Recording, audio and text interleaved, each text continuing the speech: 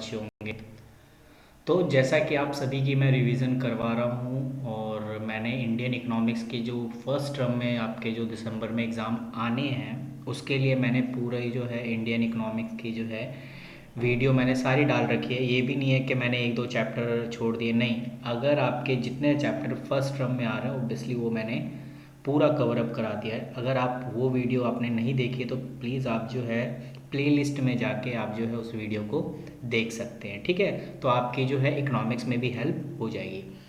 तो अब जो आपकी जो सीरीज़ आपके सामने आएगी वो होगी ट्वेल्थ के रिगार्डिंग, यानी आपको मैं जो है अकाउंटेंसी की जो वीडियोस है, जो चैप्टर्स आपके इसमें आ रहे हैं दिसंबर एग्ज़ाम में, तो उसके रिगार्डिंग आपको पहले मैं रिवीजन कराऊंगा। उसके बाद मैं आपको एमसीक्यू के क्वेश्चंस कुछ जो है वो भी अपलोड करूंगा, ताकि आप जो है खुद से उस क्वेश्चन को सॉल्व करें। और जब आप उस क्वेश्चन को सॉल्व कर लेंगे तो फिर आप अपने आप को चेक कर सकते हैं कि आपने कितनी तैयारी की हुई है, ठीक है। तो चलिए, आज आपका जो सिलेबस जैसे फर्स्ट बुक में जो आना है वो है पार्टनरशिप वाली, यानी पार्टनरशिप आनी है आपके, यानी एडमिशन तक आपके जो है फर्स्ट बुक से आ रही है। तो अगर आप इस पार्टनरशिप की बात करें कि पार्टनरशिप में ऐसी क्या क्या चीज़ें हमें नोट करनी है, क्योंकि आपने अगर अपना प्री बोर्ड चेक किया हो तो उसमें आपको पता चल जाएगा कि आपको जो है कितनी क्या क्या प्रिपरेशन करनी है। तो पहली चीज़, डेफिनेशन तो आप सभी को आता है कि पार्टनरशिप की डेफिनेशन क्या है, तो ये आप सभी जानते हैं। और ये जो हम कौन सा एक्ट इस्तेमाल कर रहे हैं ये आपके एमसीक्यू का पॉइंट बन सकता है कि हम जो पार्टनरशिप में एक्ट यूज़ कर रहे हैं वो 1932 का ये एक्ट जो है वो हम फॉलो करते हैं, ठीक है। तो तो इसमें जो है क्या कहता है, पार्टनरशिप की मीनिंग आपको वैसी आती है, और मैं आपको एक बार चलो बता देता हूँ कि partnership is the relation between a person who have agree to share the profit of a business carry by all और any of them act for all. यानी अगर सीधी सी बात है, अगर तीन पार्टनर हैं और तीनों ने सहमति बनाई है कि भाई चल ऐसा, अगर तू अपने बिजनेस ये जो है बिजनेस तू चलाएगा अकेला तो ठीक है, कि ऑल के सभी समूह ने अपनी सहमति दे दी कि एक बंदा चला सकता है, और चाहे तो तीनों मिलके चला सकते हैं। इसमें ऐसा कोई इशू नहीं है कि सारे पार्टनर मिलके ही चलाएं। अगर सहमति बन जाती है कि नहीं चलो हम ये एग्री करते हैं कि ये बंदा जो है करेगा, बिजनेस को कैरी करेगा, तो ठीक है कर ले, कोई दिक्कत नहीं। तो ये मीनिंग थी और आप सबको आता है तो इसलिए मैं इस पर ज़्यादा ध्यान नहीं दूंगा। जो आपका एग्ज़ाम के पॉइंट ऑफ व्यू से है वो मैं एक बार यहाँ डिस्कस कर देता हूँ। पॉइंट ऑफ व्यू से ये है कि हमारे पास टोटल कितने पार्टनर होने चाहिए एक फर्म में। तो यहाँ लिखा है टू और more partner means a partnership set when at least two partner, यानी अब आपको यहाँ इंपॉर्टेंट है, आप कंफ्यूज मत हो जाना, मिनिमम दो तो चाहिए और ज़्यादा से ज़्यादा more individual associate the company act 2013 restrict the number of person to 50 in case of partnership business, ठीक है। और पार्टनरशिप के केसेस में जो है 50 से ज़्यादा पर्सन नहीं होने चाहिए, ठीक है। अब आपको असर्शन रीजनिंग आ जाएगा, और आपने अगर आप अपने असर्शन रीजनिंग को चेक करो तो वहाँ पर इस तरीके से आ जाएगा, एक स्टेटमेंट दे देगा कि दिस पर्सन, अगर उसमें ये लिखा हुआ है कि अगर मैं 100 से ज़्यादा पर्सन को अपनी कंपनी में नहीं रख सकता और ये कंपनी एक्ट 2013 कहता है, तो मैं 101 को नहीं रखूँगा, क्योंकि जब कंपनी एक्ट ही कह रहा है कि मैं 100 से ज़्यादा पर्सन नहीं रख सकता, इसका मतलब मैं नहीं रख सकता, ठीक है ना। तो यहाँ पर अगर कह रहा है कि मैं 50 से ज़्यादा पार्टनरशिप में मेंबर नहीं होने चाहिए, इसका मतलब है 51 नहीं होगा। ये नहीं कि आप कह दो चलो यार दो तीन अगर बढ़ जाए तो क्या होता है, नहीं, 50 मतलब 50, ठीक है। No association or partnership shall be formed and consisting of more than 50 person, and therefore the maximum number of partner is 50। तो ये चीज़ आपको पता चल गई है कि पार्टनरशिप में मैक्सिमम 50 पार्टनर्स होते हैं, ठीक है। उनके बीच एग्रीमेंट होता है। अब यहाँ पर आपसे एमसीक्यू पूछ सकता है, जो एग्रीमेंट है वो ओरल हो सकता है या रिटर्न में हो सकता है। अब आपका यहाँ पर एमसीक्यू हो गया, तो देखो भाई, आपका जो है आपका ये ओरल भी हो सकता है और रिटर्न भी हो सकता है। ये चीज़ आपने याद रखनी है, ये नहीं कि सिर्फ रिटर्न होगा, नहीं, यहाँ पे लिखा either written or oral for a partnership to come into existence, और जो रिटन होता है उसे पार्टनरशिप डीड बोलते हैं। यहाँ पर आ गया आपका एक पॉइंट कि पार्टनरशिप डीड मीन्स, वो नीचे लिखा हुआ है, मैं आगे उसको समझा दूंगा। थोड़ा थोड़ा पहले मैं आपको जो बेसिक है या जो थ्योरिकल पार्ट है वो मैं आपको पढ़ाऊँगा, उसके बाद जो न्यूमेरिकल्स पार्ट होते हैं तो देन हम वो डिस्कस कर लेंगे, ठीक है। तो मतलब ये चीज़ हमें समझ में आ गई कि जो एग्रीमेंट है वो ओरल भी हो सकता है और रिटर्न भी हो सकता है, इससे कोई दिक्कत नहीं है, ठीक है ना। ये नहीं कि सिर्फ रिटर्न ही होगा, या कोई ऑप्शन में ऑप्शन हो सकता है यार ओनली रिटर्न लिखा हो या ओनली ओरल लिखा हो, या बोथ रिटर्न एंड ओरल, बिल्कुल दोनों हो सकते हैं, ठीक है ना। तो इस चीज़ को मेन जो है हमने फोकस, एग्जिस्टेंस ऑफ बिजनेस, यार पार्टनरशिप को मतलब ही मेन ऑब्जेक्ट होता है प्रॉफिट कमाना, तो इस चीज़ में हम कोई वो नहीं कर सकते। लॉफुल बिजनेस होना चाहिए, हाँ जी, हमने जो बिजनेस खोला है उसका जो भी हम काम करें वो लॉफुल होना चाहिए। अगर हम कोई इलीगल काम कर रहे हैं, ठीक है ना, तो उसके रिगार्डिंग जो है आपका ये बिज़नेस कोई वैलिड नहीं रहेगा, ठीक है ना। इस चीज़ को जो है ध्यान में रखना है। उसके बाद ये है आपका पार्टनरशिप डीड, और पार्टनरशिप डीड मैंने अभी आपको बताया कि एग्रीमेंट जो है रिटर्न भी होता है और ओरल भी होता है, ये लिखा हुआ है। तो अगर एग्रीमेंट रिटर्न है तो उसको पार्टनरशिप डीड बोलते हैं, लिखा हुआ है partnership deed is a document in a return. तो मतलब ये चीज़ हमें यहाँ पे क्लियर हो गई कि जो पार्टनरशिप डीड है वो रिटर्न में होता है, ये चीज़ क्लियर हो गई। अब इस पार्टनरशिप के अंदर क्या क्या कंटेंट होते हैं, क्या क्या दिया होता है। सबसे पहले name and address of the firm, यानी जो आप फर्म खोलना चाह रहे हो मिलके, तो उसका नाम एंड एड्रेस होगा, नेम एड्रेस ऑफ पार्टनर होगा, नेचर टाइप ऑफ बिजनेस, यानी आप किस चीज़ का बिजनेस कर रहे हैं वो होगा, capital contributed by each partner, ठीक है ना, कि किन्होंने कितना कितना कैपिटल लगाया है, उनको कितना इंटरेस्ट ऑन कैपिटल मिल रहा है, प्रॉफिट शेयरिंग रेशियो क्या बांट रहे हैं, कितना उन्होंने ड्राइंग्स निकाला है, इंटरेस्ट ऑन ड्राइंग क्या चार्ज होगा, सैलरी क्या देनी है, इंटरेस्ट ऑन लोन क्या होगा, गुडविल क्या है फर्म की, date of commencement of business यानी आपने कब स्टार्ट किया, ड्यूरेशन ऑफ पार्टनरशिप कितने साल हो गए, अकाउंटिंग पीरियड क्या लेते हो आप, कैलेंडर ईयर लेते हो या फाइनेंशियल ईयर लेते हो, method of recording of account, ठीक है ना, बैंक अकाउंट, ऑडिटिंग अकाउंट, ये सारे प्रोसीजर गिनने में देखो तो 20 है तो अगर मैं सबको गिनवाता रहूँ तो हो गया यार काम। तो ये कुछ चीज़ें इनमें, तो मैं ऐसा क्यों बता रहा हूँ आपको, जनरली पता है मैं इन सब चीज़ों को ना इग्नोर कर देता था, बट क्या करें, ये जो MCQ है ना, ये इनमें से भी पूछ सकता है कि पार्टनरशिप डीड के अंदर क्या क्या दिया होता है। तो एक बार ना इस पर बस नज़र घुमा लेना, ताकि आपके ऑप्शन में आए तो देन आप क्लिक कर सकते हो, ठीक है ना। उसके बाद अगला हमें क्या है, individual not competent to be admitted as a partner, बिल्कुल एक इंडिविजुअल जो है वो पार्टनर नहीं बन सकता। और हाँ, यहाँ पर कह रहे हैं नॉट कॉम्पिटेंट, ठीक है ना, कॉम्पिटेंट मतलब जिसकी क्षमता ना हो, ठीक है ना, यानी जो बंदा पार्टनरशिप करने के लायक नहीं है, क्वालिफाई नहीं है, उनको हम पार्टनरशिप में नहीं ले सकते। अब कौन कौन से यहाँ से आपके इम्पॉर्टेंट MCQ बनते हैं, क्या क्या चीज़ हो सकती है इसमें। नंबर 1, एक माइनर जो कि 18 साल से जिसकी एज कम है वो माइनर की कैटेगरी में आता है, तो उसके साथ हम पार्टनरशिप नहीं कर सकते।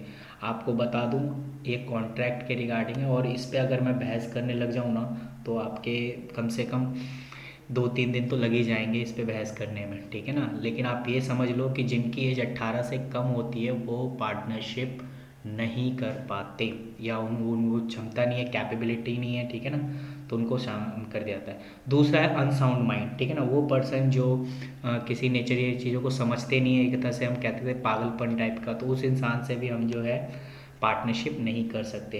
पर्सन डिस्क्वालीफाई बाय लॉ, यानी जिसको लॉ बाय डिस्क्वालीफाई कर रखा है कि भाई ये फ्रॉड के केस में जा चुका है जेल, और जब आपको पता ही ये बंदा फ्रॉड है तो आप उससे कॉन्ट्रैक्ट या आप उससे पार्टनरशिप करने जाओगे तो ओबियसली आपकी गलती है, तो वो बंदा भी अब जो है पार्टनरशिप करने के लायक नहीं रहा। और इंसॉल्वेंट पार्टनर, वो पार्टनर जो दिवालिया हो गया, अब उसके पास पैसे नहीं हैं, तो वो भी जो पार्टनर है के लायक नहीं हो सकता, ठीक है ना। तो कौन कौन से हैं ये आपके MCQ के पॉइंट ऑफ व्यू में बन सकते हैं, not competent to as a partner, तो एक तो माइनर, साउंड माइंड, तीसरा person disqualify by law, and चौथा लास्ट इंसॉल्वेंट पार्टनर, ठीक है। तो वन बाय वन एक एक पे आप जो है इसको कर सकते हो, और आप चाहो तो इसे कॉपी में नोट कर लेना, बहुत इंपॉर्टेंट है, ठीक है ना। उसके बाद आपका आता है provision of the Indian partnership act 1932 applicable in absence of partnership deed. जैसे देखो मैंने अभी आपको बताया ऊपर कि पार्टनरशिप डीड होता क्या है। पार्टनरशिप डीड मतलब एक रिटन एग्रीमेंट होता है। तो सपोज़ करिए अगर किसी ने ओरल एग्रीमेंट किया, हालांकि आपको भी पता है ओरल की तो कोई वैल्यू नहीं होती, मैं आज क्या बोल रहा हूँ और कल मैं अपनी बातों से पलट भी सकता हूँ, है ना। तो वही कह रहा है कि अगर किन्हीं के बीच अगर ओरल एग्रीमेंट हुआ है, ठीक है ना, रिटन नहीं, अगर रिटन हो तो फिर तो कोई बात ही ना हो, लेकिन अगर किसी के बीच ओरल एग्रीमेंट हुआ है तो क्या करेंगे। तो उस केस में हम यहाँ नाम देते हैं कि अगर किसी, या हम यहाँ पर ये लिखा भी है कि partnership act 1932 applicable in case of absence of partnership deed, यानी कोई भी चीज़ ओरली आपने एग्रीमेंट किया और वो बंदा अपनी बातों से मुकर गया, तो आपको, और सीधी सी बात है गलती आप दोनों की हो सकती है क्योंकि दोनों ने जो है पार्टनरशिप डीड नहीं बनाया है, मतलब उनके बीच कोई रिटर्न एग्रीमेंट नहीं था। तो इस केस में आपको पार्टनरशिप एक्ट 1932 की बात माननी पड़ेगी, ठीक है ना। और वो साफ साफ जो जो कहेगा आपको वो मानना पड़ेगा। अब क्या कहता है, इन केस ऑफ अब्सेंस मतलब वो चीज़, मतलब जैसे कह सकते हैं कि आपने ओरल एग्रीमेंट किया यानी पार्टनरशिप डीड नहीं किया, ठीक है ना। तो उस केस में हम क्या करेंगे, number 1, profit and loss are to be shared equally amongst the partner. देखो आपने ओरल जो भी वादा किया हो कि हम जो है अगर सपोज़ करो कंपनी में प्रॉफिट आता है 100 रुपये का, तो 600 मैं लूँगा और 400 तुझे दूंगा, अगर हमने ओरली कहा है और बाद में आप अपनी बात से पलट रहे हो, ठीक है ना। तो उस केस में जो हमें फॉलो करना है वो तो पार्टनरशिप एक्ट 1932 फॉलो करना है, जिसमें साफ लिखा है कि कोई भी पार्टनर ने ओरल कुछ भी कहा हो मुझे उससे कोई मतलब नहीं। यहाँ पर सभी पार्टनर को इक्वल राइट है प्रॉफिट का। अगर 1000 रुपये का प्रॉफिट हुआ है तो दोनों को 500 रुपये दे के चलता बनेंगे, ठीक है ना। ये नहीं कि नहीं नहीं नहीं नहीं, यहाँ लड़ाई नहीं, यहाँ पर अब आपको उस एक्ट को मानना पड़ेगा क्योंकि गलती आप ही की है, क्योंकि आपने पार्टनरशिप डीड नहीं बनाया। तो अब आपको इंडियन पार्टनरशिप एक्ट 32 की बात माननी पड़ेगी, जिसमें साफ लिखा हुआ है कि आपको प्रॉफिट इक्वली बांटना है। दूसरा कि अगर इंटरेस्ट, अगर सपोज़ करो अगर किसी पार्टनर ने फर्म को, मैं वर्ड यहाँ यूज़ कर रहा हूँ फर्म, कंपनी को अगर कोई लोन देता है तो उस पार्टनर को जिसने लोन दिया है फर्म को, उसको रिटर्न जो है 6% इंटरेस्ट के साथ करना होगा। यानी इंटरेस्ट जो मिलेगा उसे वो 6% पर एनम से हिसाब से उसको पे किया जाएगा उस पार्टनर को जिसने फर्म को लोन दिया है। क्योंकि आप भी जानते हो कि लोन जो है हम बाहर से लेंगे तो भी इंटरेस्ट देंगे। तो अगर किसी पार्टनर ने लोन दिया है फर्म को और आप बाद में मुकर रहे हो कि नहीं नहीं नहीं नहीं हम जो है ये तो पार्टनर है तो इसका लोन हम क्यों, हमें इस पर कोई इंटरेस्ट नहीं देंगे क्योंकि घर का बंदा है, ऐसा नहीं। आप बाहर से भी अगर लोन लेते तो आप उस पर इंटरेस्ट पे करते। और यहाँ पर भी आप जो है अगर अपने बंदे से इंटरेस्ट मतलब लोन ले रहे हो तो ऑब्वियसली आपको इंटरेस्ट देना पड़ेगा, और वो इंटरेस्ट रेट फिक्स है। आपके एमसीक्यू के पॉइंट ऑफ व्यू से सारी बातें बता रहा हूँ मैं कि अगर पार्टनरशिप डीड अब्सेंस है, यहाँ वर्ड देख लो ABSENCE, अब्सेंस मतलब अनुपस्थिति, ठीक है, कि वो अब्सेंट है वहाँ पर, ठीक है ना। तो उस केस में पहली चीज़ प्रॉफिट इक्वली बटेगी। दूसरा, अगर किसी ने लोन दिया है तो उसको 6% पर एनम के हिसाब से इंटरेस्ट मिलेगा। तो आपके ऑप्शन में 6% भी हो जाएगा, 7%, 8%, 9%, ऐसा हो सकता है। तो आपको सिर्फ वही सिलेक्ट करना है जो पार्टनरशिप एक्ट 1932 कहता है, और वो कहता है 6% पर एनम, ठीक है। तीसरी बात कहता है no interest is to be allowed on capital, यानी आपको कोई कैपिटल पे इंटरेस्ट नहीं मिलेगा क्योंकि आपने ओरल एग्रीमेंट किया है। दूसरा, no charge on interest on drawing, आपको कोई ड्राइंग पे इंटरेस्ट देने की ज़रूरत नहीं क्योंकि ये बात ओरली थी, इसलिए जिसने भी ड्राइंग निकाली होगी उसको कोई इंटरेस्ट देने की ज़रूरत नहीं। फ़ायदा हो गया ना यहाँ पे, बट खैर रूल्स है, ठीक है। और अगर कोई पार्टनर सैलरी पे काम कर रहा है, कमीशन पे काम कर रहा है, या किसी भी रेमुनरेशन पे काम कर रहा हो, उसको कोई सैलरी नहीं मिलेगी, कोई कमीशन नहीं मिलेगा, कोई रेमुनरेशन नहीं मिलेगा। ये है आपका पार्टनरशिप एक्ट 1932। ठीक है, समझ में आया आपको? तो इस चीज़ को आपने ध्यान से पढ़ना है और अपनी कॉपी में लिख लो यार, बहुत इजी है और आपको आसानी भी रहेगी इन सब चीज़ों को समझने में। ठीक है ना?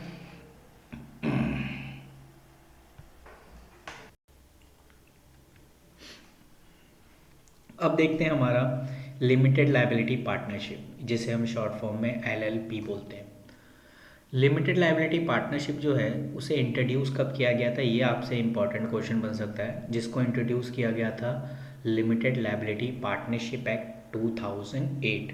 ठीक है, और इसमें क्या लिखा है कि limited liability partnership is a body of corporate and legal entity separate from the partner. ठीक है, बिल्कुल। ये कहता है कि जो लीगल एंटिटी है या आपका जो फर्म है वो सेपरेट है पार्टनर से। ठीक है ना? अगर आपका फर्म डूब रहा है तो इसका ये मतलब नहीं है कि सारे पार्टनर जो है मिल कर देंगे, नहीं। फर्म डूब रहा है तो ओबियसली अकेला फर्म ही लाइबल होगा। जितने पार्टनर की जो पार्टनर की जितनी लाइबिलिटी थी वो लिमिटेड होगी। ये नहीं कि अपना घर वगैरह बेच के जो है उस लाइबिलिटी को पे करेंगे, नहीं। तो इसी में आगे लिखा है कि limited liability partnership a partnership in which a some और all partner have a limited liability. ठीक है ना? और it therefore exhibit element of partnership and corporation. In an LLP, one partner is not responsible for or liable for another partner. ठीक है ना? Misconduct या negligence, यहाँ पर ये भी बात बोल दिया कि एक पार्टनर दूसरे के लिए लाइबल नहीं हो सकता। ठीक है ना? ये है हमारा लिमिटेड लाइबिलिटी पार्टनरशिप। ठीक है, उसके बाद जब हम आगे और पढ़ेंगे तो अब आता है आपका हमारा profit and loss appropriation account. ये होता क्या है एक बार देख लेते हैं। कहता है profit and loss appropriation account is an extension of profit and loss account and is prepare to show the distribution of net profit among the partner. यानी प्रॉफिट एंड लॉस एप्रोप्रिएशन जो है वो जो नेट प्रॉफिट फर्म में आया है उसको partner में डिस्ट्रीब्यूट करने का जो काम है वो यहाँ पर किया जाता है। यानी प्रॉफिट एंड लॉस एप्रोप्रिएशन किस पर्पस के लिए बनाया जाता है कि पार्टनर में प्रॉफिट को डिस्ट्रीब्यूट करने के लिए। ठीक है, यहाँ वर्ड आ रहा है only profit, not a loss. तो यहाँ पर ये भी एक बात है, उसको भी हम क्लियर करेंगे कि ये सिर्फ प्रॉफिट के डिस्ट्रीब्यूशन के लिए ही होता है। ठीक है ना? जिसमें आपका ये फॉर्मेट है, आपके सामने ये फॉर्मेट दिखाई दे रहा है ये। तो profit and loss appropriation, debit यानी पर्टिकुलर अमाउंट, ये डेबिट पोर्शन है और क्रेडिट पोर्शन है। ठीक है, प्रॉफिट एंड लॉस एप्रोप्रिएशन में डेबिट साइड जो जो एलिमेंट आते हैं, obviously profit and loss appropriation एक नॉमिनल अकाउंट हो सकता है जिसमें डेबिट साइड आपका क्या क्या एलिमेंट आता है वो देख लेते हैं, क्योंकि आपसे MCQ के एग्ज़ाम के पॉइंट ऑफ व्यू से पूछ सकता है कि प्रॉफिट एंड लॉस एप्रोप्रिएशन में इंटरेस्ट ऑन कैपिटल किस साइड आता है, डेबिट साइड, क्रेडिट साइड, और अमाउंट भी होगा तो कैलकुलेट करके हम निकाल के यहाँ पे बताना होगा। ठीक है, MCQ के पर्पज़ से। तो देखा जाए कि प्रॉफिट एंड लॉस एप्रोप्रिएशन में डेबिट साइड जो एलिमेंट आता है, जैसे to interest on partners capital, यानी पार्टनर कैपिटल का जो इंटरेस्ट है वो डेबिट साइड आएगा। और क्या आएगा, पार्टनर का सैलरी जो है वो भी डेबिट साइड आएगा, पार्टनर का कमीशन, रिजर्व, ये चार चीज़ें जो है आपके डेबिट साइड आएंगी। तो क्रेडिट साइड क्या आएगी, क्रेडिट साइड आएगी ये प्रॉफिट एंड लॉस। ये प्रॉफिट एंड लॉस दिया हुआ होगा, यानी क्वेश्चन में जो नेट प्रॉफिट दिया हुआ होगा ना, आप क्वेश्चन पढ़ना, उसमें नेट प्रॉफिट दिया होता है ना, वो हमेशा क्रेडिट साइड लिखते हैं। ठीक है, और दूसरा इंटरेस्ट ऑन ड्राइंग, तो आप कंफ्यूज मत होना, interest on drawing credit side लिखते हैं प्रॉफिट एंड लॉस एप्रोप्रिएशन में, and interest on capital debit side लिखते हैं। तो इन सब चीज़ों को देखा जाता है। उसके बाद जो है लिखा है, जब हम इसको टोटल करेंगे तो ओबियसली या तो debit side and credit side balance आएगा। तो अगर डेबिट साइड निकल के आता है तो ओबियसली वो प्रॉफिट होगा, जिसको हमें ट्रांसफ़र करना होगा पार्टनर्स कैपिटल में, ठीक है। अगर डेबिट साइड बैलेंसिंग फिगर निकल के आया, ठीक है, और अगर डेबिट साइड का ज़्यादा है क्रेडिट साइड का कम है, तो जो निकल के आएगा वो होगा आपका लॉस, जिसे पार्टनर्स में बांटते हैं। अब मैं ऐसा क्यों बोल रहा हूँ, क्योंकि यहाँ पर ही आपको जो है एक पॉइंट नोट करना है, और मैं अभी कह रहा हूँ आप इसे नोट कर लो। प्रॉफिट एंड लॉस एप्रोप्रिएशन में ओल्ड रेशियो में बांटते हैं, पहली चीज़ ये बात याद होनी चाहिए। ओल्ड रेशियो में ही प्रॉफिट एंड लॉस एप्रोप्रिएशन को बांटा जाता है, ठीक है, तो कंफ्यूज मत होना। और जो एक और जो इम्पोर्टेंट यहाँ नोट भी दे रखा है कि नोट में लिखा है rent paid to a partner and interest on a loan are charge again profit and not a appropriation. ये वेरी इंपॉर्टेंट है, आप इसे अपना लिख लो कि इंटरेस्ट ऑन लोन, आपने वो पढ़ा था ना, वो पार्टनरशिप डीड में इंटरेस्ट ऑन लोन, उसको हम प्रॉफिट एंड लॉस एप्रोप्रिएशन में नहीं दिखाते, तो करते क्या है इन सब का, यानी चाहे रेंट पे टू पार्टनर, अगर किसी पार्टनर को रेंट पे कर रहे हैं या उसको इंटरेस्ट पे कर रहे हैं लोन का, तो उसको हम पहले ही इस प्रॉफिट में से माइनस कर देंगे। ये जो प्रॉफिट एंड लॉस एप्रोप्रिएशन दिया हुआ है ना, इसमें से पहले ही माइनस कर देंगे। सपोज करो आपका इंटरेस्ट ऑन लोन है 600 रुपये और आपका जो प्रॉफिट है वो है 1000, तो यहाँ पर हम कितना लिखेंगे, कितना लिखेंगे, तो अगर आपका इंटरेस्ट 600 है और आपका प्रॉफिट था 1000, तो हम 600 माइनस करके यहाँ 400 लिखेंगे, ना कि यहाँ 1000 और डेबिट साइड इंटर नहीं, क्योंकि साहब बोल रहा है इंटरेस्ट ऑन लोन को हम एप्रोप्रिएशन में नहीं दिखाते, इसका मतलब है हमें माइनस करके दिखाना पड़ेगा, ठीक है। तो इस चीज़ को आपने ध्यान में रखना है, ठीक है ना। चलिए बढ़िया। अब एमसीक्यू में ये भी क्वेश्चंस आपके बन सकते हैं, आपसे जनरल एंट्री पूछ सकता है कि इंटरेस्ट ऑन कैपिटल की जनरल एंट्री क्या होती है। तो याद रखना, इंटरेस्ट ऑन कैपिटल की जनरल एंट्री होती है interest on capital account debit to partners capital, क्योंकि पार्टनर को जितना कैपिटल पे इंटरेस्ट मिलेगा उसका कैपिटल बढ़ जाएगा, ठीक है ना। और जब भी कैपिटल बढ़ता है तो क्रेडिट करते हैं, तो इसलिए टू पार्टनर्स कैपिटल लिखा हुआ है। और किस वजह से बढ़ रहा है, इंटरेस्ट ऑन कैपिटल, तो interest on capital account debit to partners capital, ठीक है। और फिर हम उसे इस तरीके से लिख सकते हैं। तो आप देख लेना, अगर आपको दोनों में से कोई एक एंट्री लिखी हो तो एक्चुअली अगर इसकी कंबाइन एंट्री की बात करें तो थोड़ा सा आप कंफ्यूज ना हो इसको मैं इस तरीके से कर देता हूँ। आपको अगर क्वेश्चन में लिखा हो profit and loss appropriation account debit to interest on capital, क्योंकि आप यहाँ देखिए इंटरेस्ट ऑन कैपिटल से profit and loss appropriation debit हो रहा है, तो इसीलिए profit and loss appropriation account debit to interest on capital. तो इस तरीके से आप जनरल एंट्री बना सकते हैं और आपके लिए बढ़िया भी होगा, ठीक है ना। तो ये कुछ जनरल एंट्री है, प्लीज़ इसे अपनी कॉपी में ज़रूर नोट कर लेना यार, वेरी इंपॉर्टेंट है, ठीक है ना। तो और अगर आपको कोई एंट्री में डाउट हो तो प्लीज़ आप मेरे से पूछ लेना, ताकि आपको ये सारे डाउट मैं क्लियर कर सकूं, ठीक है ना। तो इनमें से कोई एक एंट्री ज़रूर आपसे एमसीक्यू में पूछ सकता है, तो इस चीज़ को थोड़ा सा ध्यान में रखना है। अब आते हैं एक और मोस्ट इम्पॉर्टेंट टॉपिक पे, जिसका नाम है टाइप ऑफ कैपिटल अकाउंट, ठीक है। टाइप ऑफ कैपिटल अकाउंट यानी ये दो टाइप्स के कैपिटल होते हैं, एक को बोलते हैं हम फिक्स कैपिटल, एक को कहते हैं फ्लक्चुएशन कैपिटल या फ्लक्चुएटिंग कैपिटल। तो टाइप्स ऑफ कैपिटल में अगर आपसे बोले कितने टाइप्स के कैपिटल होते हैं, तो ये दो टाइप्स के होते हैं, एक होता है फिक्स कैपिटल और एक होता है फ्लक्चुएटिंग कैपिटल। अगर आपसे बोले फ्लक्चुएशन कैपिटल में कितने अकाउंट बनाते हैं, सिर्फ एक अकाउंट बनता है, ओनली कैपिटल अकाउंट, ठीक है। और अगर आपसे बोले जब क्वेश्चन में कैपिटल फिक्स हो तो कितने अकाउंट बनेंगे, सर दो अकाउंट बनेंगे, एक बनेगा कैपिटल अकाउंट और एक बनेगा करेंट अकाउंट, ठीक है। इस चीज़ को थोड़ा सा ध्यान रखना। और आपके जो प्री बोर्ड में जो क्वेश्चन आया था वो ये था कि फिक्स कैपिटल अकाउंट में पूछा था कि under fix capital method the original amount bought by the partner capital remain constant unchange unless additional capital introduce or capital withdraw are made, यानी जब तक आप कंपनी में कोई एडिशनल कैपिटल नहीं लगा रहे या आप उस कैपिटल से विड्रॉ नहीं कर रहे, तब तक आपका कैपिटल फिक्स यानी कांस्टेंट रहेगा।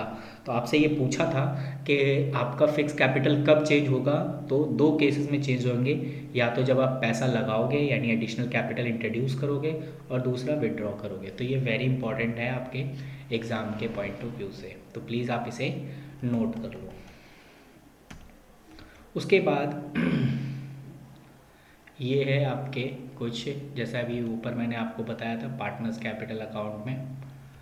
हम्म, ये आप जो है इसका ज़रूर आप स्क्रीनशॉट लेना चाहो तो आप इसका स्क्रीनशॉट भी ले सकते हो कि ये है पार्टनर्स कैपिटल अकाउंट जिसमें आप देखोगे, और ये है आपका पार्टनर्स करंट अकाउंट, ठीक है। और मैंने क्या बोला था, जब कैपिटल फिक्स होता है तो हम कैपिटल अकाउंट और करंट अकाउंट दोनों को बनाते हैं, ठीक है। और यही बना रखा है यहाँ पे, ठीक है ना। तो प्लीज़ आप इसको जो है नोट कर लीजिए। और मैं आपको अगर हिंट दूँ तो आप ऐसे भी कर सकते हैं, जब जब पार्टनर्स का कैपिटल इंक्रीज़ होगा तो वो एलिमेंट क्रेडिट साइड आएंगे। अगर पार्टनर्स का करेंट अकाउंट डिक्रीज़ हो रहा है तो जो वजह है वो डेबिट साइड आएगा। जैसे अगर हम पार्टनर को इंटरेस्ट का पैसा देंगे यानी इंटरेस्ट ऑन कैपिटल देंगे तो उनका कैपिटल बढ़ जाएगा, और कैपिटल बढ़ जाएगा तो इसलिए क्रेडिट साइड लिखेंगे, ठीक है ना। और अगर हम किसी पार्टनर को सैलरी दे रहे हैं तो हम कैश नहीं देते, उसके कैपिटल में देते हैं, तो इसीलिए जो है उसका कैपिटल बढ़ जाता है। हालांकि ये कैपिटल फिक्स है तो इसीलिए हम सारी की सारी एंट्री कहाँ करेंगे, करेंट अकाउंट में करेंगे, क्योंकि यहाँ पर सिर्फ दो ही वजह से आपका जो है कैपिटल चेंज होगा, या तो एडिशनल कैपिटल लगाने से या तो विड्रॉ करने से, ठीक है। अदरवाइज ये सारे इफेक्ट जो है करेंट अकाउंट में होंगे, चाहे आप इंटरेस्ट ऑन कैपिटल आपको मिल रहा हो या आपको सैलरी मिल रही हो, मतलब आपकी बात करो इसका मतलब पार्टनर्स की बात कर रहा हूँ, ठीक है, या पार्टनर को कमीशन मिल रहा हो, तो इन सभी केसेस में जो है पार्टनर्स कैपिटल बढ़ता है, और पार्टनर कैपिटल बढ़ता है तो उसको हम क्रेडिट साइड लिख देते हैं, ठीक है। इस चीज़ को थोड़ा सा ध्यान में रखना है।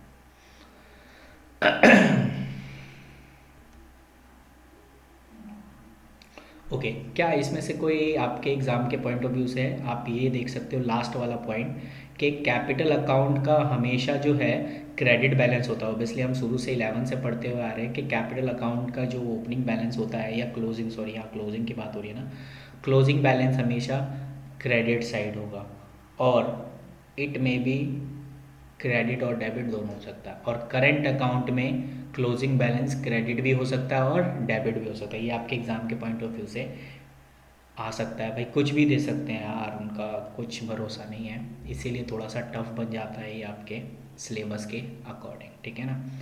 उसके बाद है फ्लक्चुएशन कैपिटल यानी फ्लक्चुएटिंग कैपिटल अकाउंट, यानी अंडर दिस कैपिटल, फ्लक्चुएशन का मतलब है इसमें आप चेंजेस कर सकते हो टाइम टू टाइम, ठीक है ना। यानी फ्लक्चुएट कैपिटल वो कैपिटल होता है जिसमें हम टाइम टू टाइम चेंज कर सकते हैं कैपिटल को, और जिसमें हम चेंज नहीं कर पाते, इसका सिंपल सी बात है, ठीक है ना।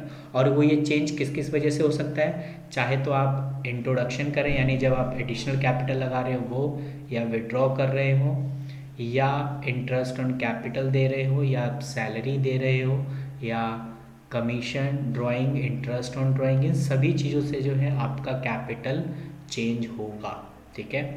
तो इन सब चीज़ों की वजह से आपका कैपिटल चेंज हो सकता है, इसीलिए आप इसे लिख लेना कि कौन कौन सी वजह से आपका जो है फ्लक्चुएशन कैपिटल चेंज होता है। तो यहाँ से ही लिखा हुआ है introduction, withdrawal, interest on capital, salary, drawing, interest on drawing, ये सारी चीज़ें। और हमने फिक्स कैपिटल में क्या पढ़ा था कि फिक्स कैपिटल में सिर्फ दो वजह से जो है आपके कैपिटल चेंज होते हैं। नंबर वन, जब आप एडिशनल कैपिटल इंट्रोड्यूस करते हो, या दूसरा विड्रॉ करते हो आप कैपिटल से।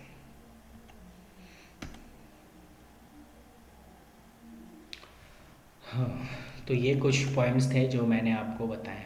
तो ये है आपका फ्लक्चुएशन कैपिटल का फॉर्मेट, जो कि इस टाइप का दिखता है आपको, यानी जो भी प्लस माइनस करना है यही करना है, कोई दूसरा अकाउंट बनाने की ज़रूरत नहीं है।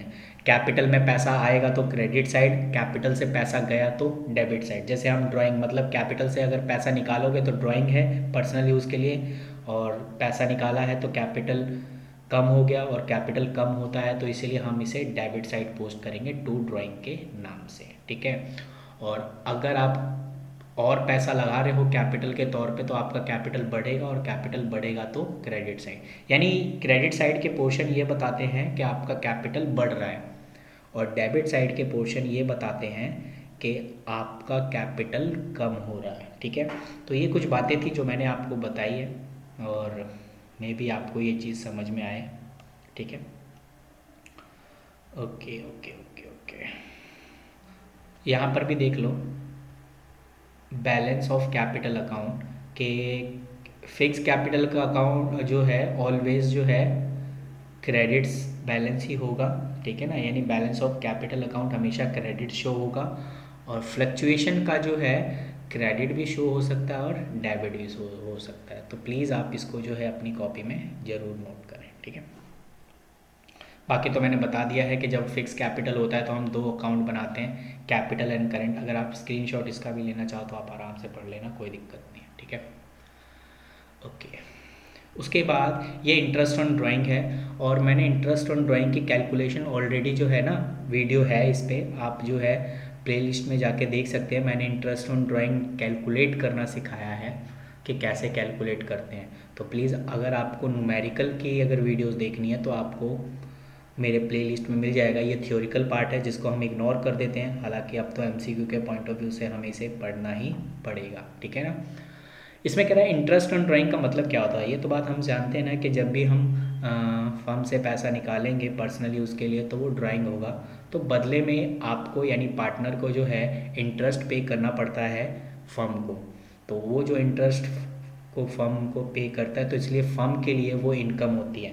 याद रखना, इंटरेस्ट ऑन ड्राइंग फर्म के लिए इनकम है क्योंकि पार्टनर पे करता है फर्म को, और इंटरेस्ट ऑन कैपिटल फर्म के लिए एक्सपेंस है क्योंकि इंटरेस्ट पे करने वाला फर्म है, किसको पे करता है, पार्टनर को। तो इसीलिए ये फ़र्क है कि interest on capital debit side आता है और इनकम क्रेडिट साइड आता है, ठीक है। इंटरेस्ट ऑन ड्राइंग का जो है वो क्रेडिट साइड शो होता है। तो ये कुछ मेथड्स हैं, सिंपल मेथड है, प्रोडक्ट मेथड है, ये ऑलरेडी मैंने इस पे जो है वीडियो बना रखा है कैलकुलेशन के साथ। आप यहाँ से स्क्रीनशॉट ले लो कैसे ये इंटरेस्ट ऑन ड्राइंग का फॉर्मूला है, इसे आप देख सकते हो। और ये ऑलरेडी मैंने जो है बना रखी है इस पे वीडियो, तो प्लीज़ आप ज़रूर जाके देखिए। ये ना आपके एग्ज़ाम के पॉइंट ऑफ व्यू से हो सकता है कि रेट पूछ ले आपसे कि कि यहाँ पर जो रूल है 6.5, 6 और 5.5 कब केस में लगेगा, इसका आप स्क्रीनशॉट ले लो। और अगर आपको ये चीज़ ना समझ में आए तो आप मेरी जो है वो वीडियो देख सकते हैं, ठीक है ना। खैर इसमें और ऐसा तो कुछ है नहीं, और अगर होगा भी तो पास्ट एडजस्टमेंट है, उसके बाद ये सारे न्यूमेरिकल्स के केसेस हैं, और ये न्यूमेरिकल्स के ही केसेस है, यस। ठीक है, तो मैं आपको ऐसा करता हूँ, इंटरेस्ट ऑन कैपिटल, चलो यार थोड़ा सा और लंबी वीडियो बन सकती है तो चलो थोड़ा सा बना देते हैं, कोई दिक्कत नहीं।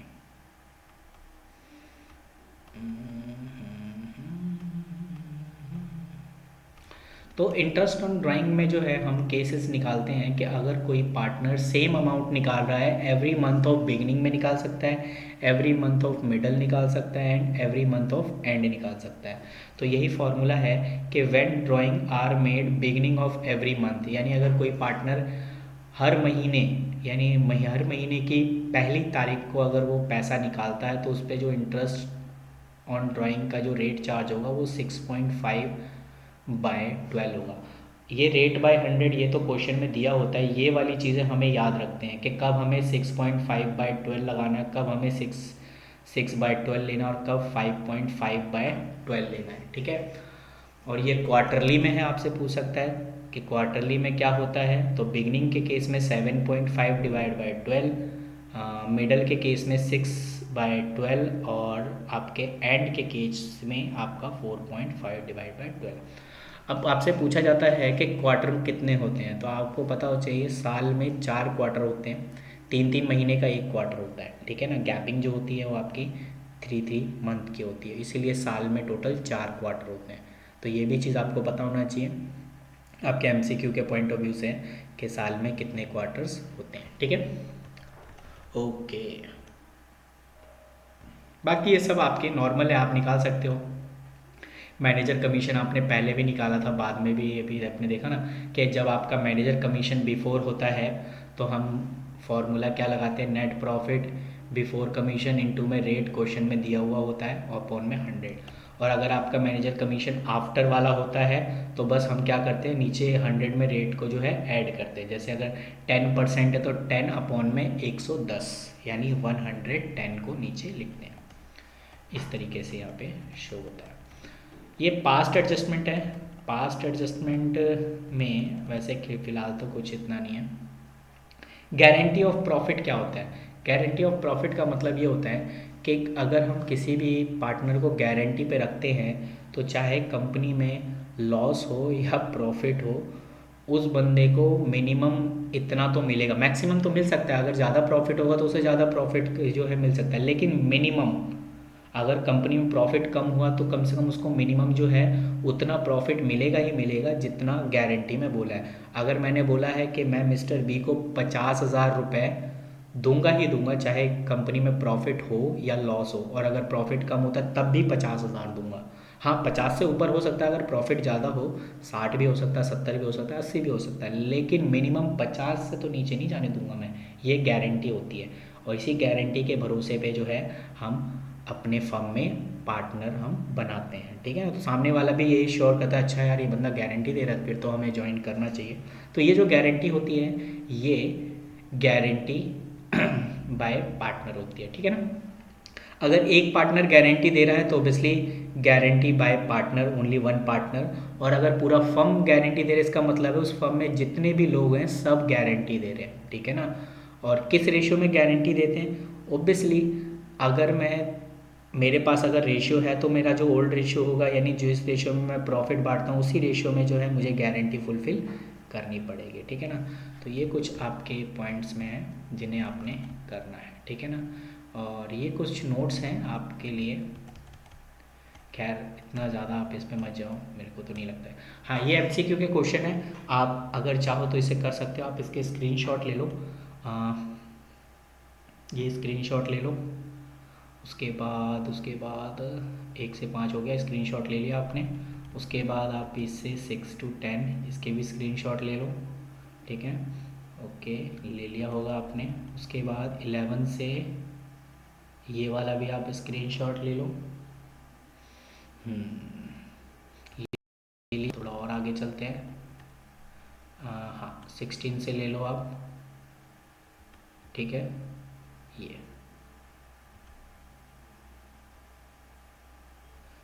टोटल 20 क्वेश्चन है। आप इसे सॉल्व करना चाहो तो सॉल्व कर सकते हो। ठीक है ना। और आंसर चाहो तो आप कमेंट सेक्शन में भी कमेंट कर सकते हो, या तो मेरे एफबी पे पेज है आप वहाँ पर भी जो है मुझे सेंड कर सकते हो, या मेरा इंस्टाग्राम पे जो आईडी है आप वहाँ पर भी इसे सेंड कर सकते हो। ठीक है ना। और अगर आप नए हो तो प्लीज़ इस चैनल को जो है सब्सक्राइब करना ना भूलें, और आप अपने फ्रेंड्स को भी जो है ये वीडियो शेयर कर सकते हैं ताकि उनकी भी हेल्प हो जाए अकाउंटेंसी में, क्योंकि आपको पता चल ही गया होगा कि किस टाइप के क्वेश्चन पेपर आए हुए हैं। असर्शन रीजनिंग के बारे में मैं बाद में इस पे बात करूँगा, पहले मैं आपको बेसिक चीज़ें करा दूँ ताकि मैं असर्शन रीजनिंग पे भी आपको अपडेट देता रहूँ। ठीक है ना। तो फिलहाल मैं अभी सिर्फ आपको बेसिक बेसिक चीज़ें करा रहा हूँ, अभी मैं कोई भी क्वेश्चंस की प्रैक्टिस नहीं करा रहा। ठीक है ना। जब मैं क्वेश्चन की प्रैक्टिस कराऊंगा तो ऑब्वियसली मैं वहाँ पे वो सारी चीज़ें बात करूँगा। ठीक है ना। ये सिर्फ मैं 1 by 1 चैप्टर में आपको बेसिक चीज़ें करा रहा हूँ जो आप भूल चुके हो या आपको रिवीजन करना ज़रूरी है। ठीक है, चलिए, तो आज की वीडियो यहीं ख़त्म होती है। मिलते हैं आपसे अगली वीडियो में।